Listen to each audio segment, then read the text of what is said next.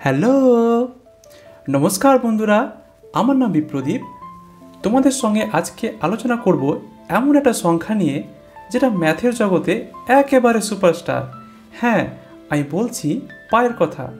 তো চলো খুব সহজ ভাষায় বুঝে নিই পাই আসলে কি।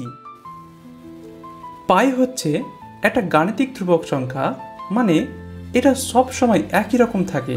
এর মান প্রায় 3.14। কিন্তু পাই আসে কোথা থেকে? ধরো একটা চাকার চারপাশের দৈর্ঘ্য সার্কামফারেন্স 31.4 সেমি আর তার ব্যাস 10 সেমি। তাহলে এই 31.4 সেমিকে যদি 10 দিয়ে ভাগ করি তবে আমরা পাবো 3.14। এই সংখ্যাটাই পাই। আমরা সাধারণভাবে পায়ের মান মেনে নিই 3.14, কিন্তু এটা আসলে একটা অসীম দশমিক সংখ্যা যার মান 3.1415926535 অ্যান্ড সো অন, এইভাবেই চলতে থাকে। এটার কোনো শেষ নেই আর কখনো কোনো প্যাটার্নও খুঁজে পাওয়া যায় না।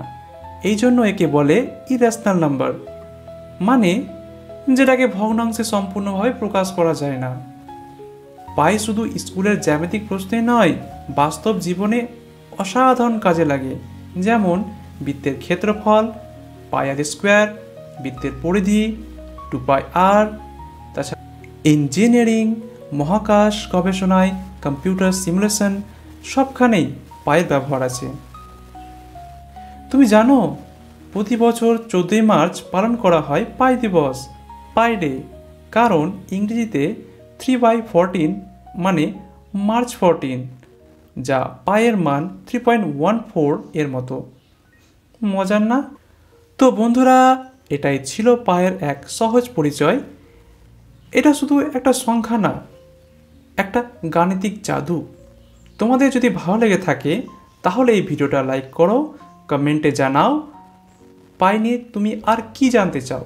আর হ্যাঁ, সাবস্ক্রাইব করতে ভুলো না, কারণ আমি এমনই মজার গাণিতিক বিষয় নিয়ে আবার আসবো। আবার দেখা হবে পরের ভিডিওতে। এখন এই পর্যন্তই।